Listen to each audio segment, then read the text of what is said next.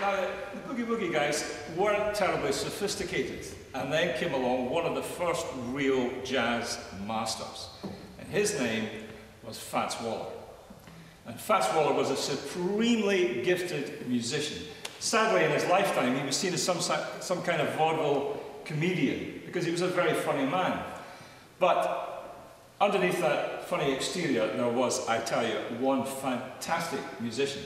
Now, Fats Waller had a hand that stretched from there and then a bit extra. So Waller could very easily stretch from C to G. So a 10th, C to E, is a trademark of the stride pianists.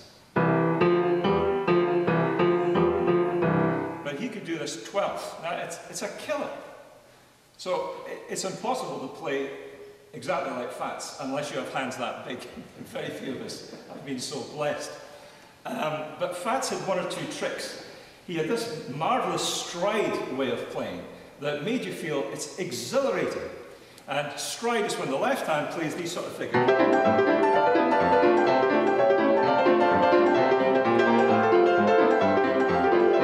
While his left hand would do that, the right hand would be doing something completely different.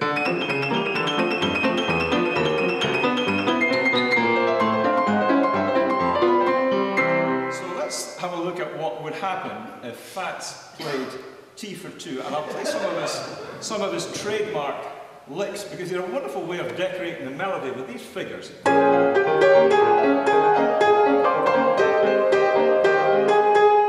with his hands, it's much easier to do than hands. I've got fairly big hands for a pianist, but not anything like Fats. So this is how he might have sounded, and it's meant to sound joyful.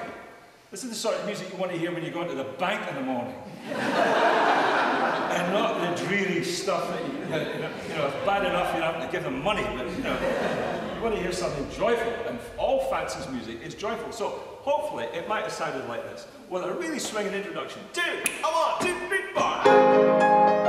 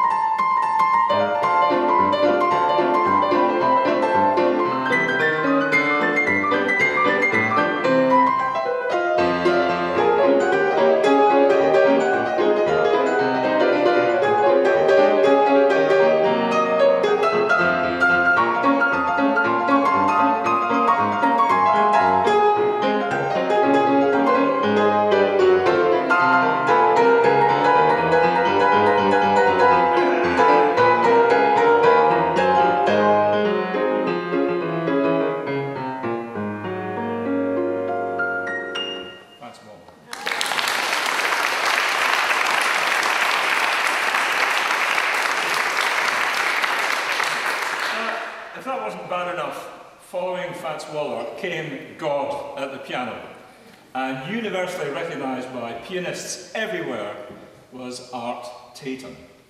Now get this guy has got, he can't see out of one eye, he has partial vision out of the other, and his hands that had been given to him quite honestly by God, there's no other way to describe his hands. They could do remarkable things, and he couldn't see what he was doing. But he had this incredible ear that if you took a handful of change and dropped it on the bar, he could tell you 3 nickels, a dime, and a dollar. Ah. Now the great classical pianist Horowitz heard about Tatum. Horowitz lived in New York and invited Tatum round. Horowitz said to Tatum, "Art, my good fellow, I have written variations on T for 2. I'd like to play them to you." Tatum said, "Yeah man, go ahead." So Horowitz had got these things, like, not quite getting the point that, jazz is free, it's made up. Horowitz thought it was doing this.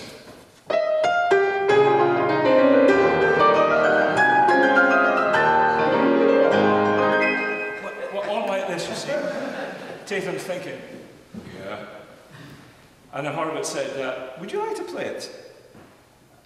And Tatum said, "Yeah." So Tatum started, and he played what Horowitz had just done, and then he started to improvise. Before he got to the finish, Horowitz was very nearly chucking himself out the top story of where he lived. Just couldn't believe that a man could have this power of invention, which is what Tatum had. But Tatum played every night in the bars, the speakeasies, for about 6, 7 or 8 hours. Then he'd go somewhere, hang out, and play some more.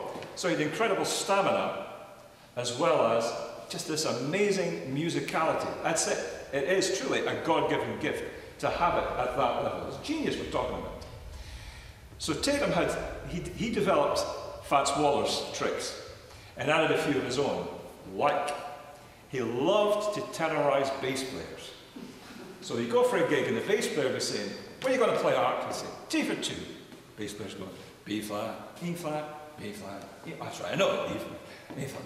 Well, first of all, Tatum would start in a different key, then get into that, and then he would start to move the harmonies around at ridiculous speed. Now, I can't play it just quite at Tatum's speed. Few can.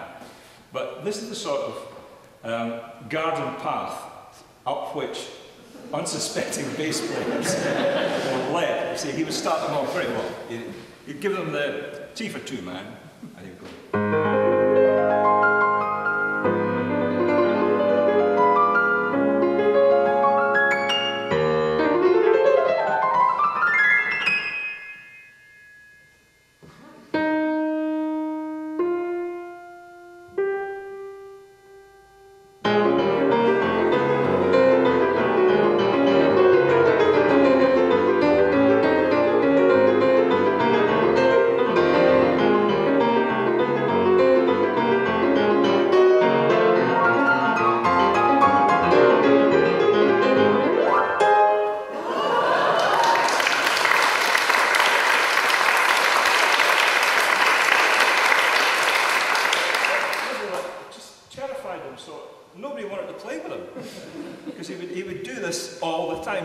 Genius that he could do this.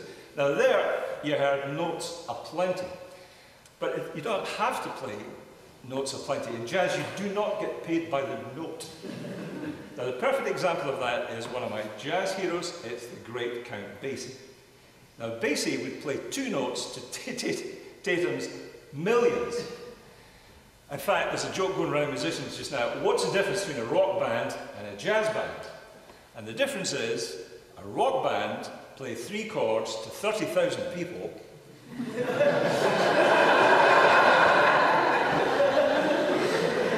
And the difference between a rock band and a punk band is they both play 3 chords, but with the punk band, 2 of them are wrong.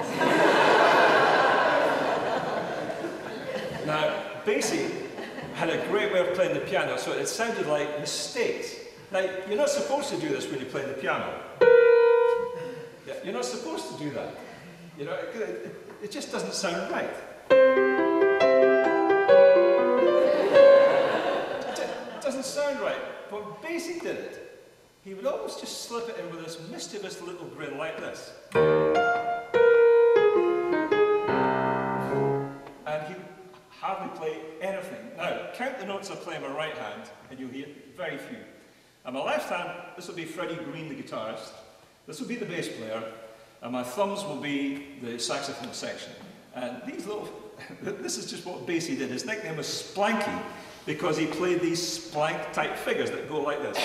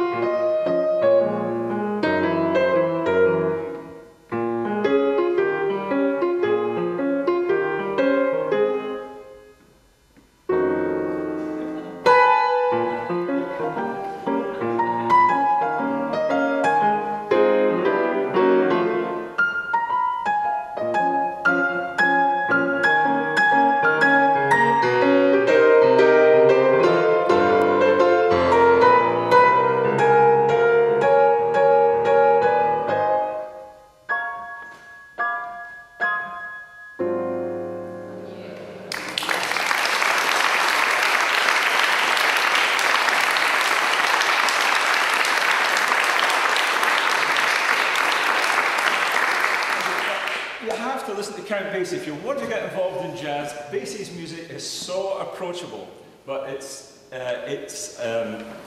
very, very difficult to play because it's so laid back. Each note is like a little jewel that comes out and hits you. Now I'm going to look at another pianist who had a different style altogether, and his name was Lenny Tristano. Tristano, again, was blind, and his great period in jazz was the late 40s, 50s and 60s, and he was a teacher of people like Lee Konitz, Wayne Marsh. And he developed a style of playing. He didn't like bass players. He thought they're all bad, because none of them play in time, none of them play in tune. He was really top of the Christmas card list for bass players, because he was so hard on them. So he developed a way of playing that his left hand would play what we call a walking bass. And a walking bass just means that if I were to impersonate Ray Brown, the great bass player, he does these sort of things. On T for 2, it would sound like this: 2, 3, 4. You hear two trademarks: arpeggio and strawberry jam.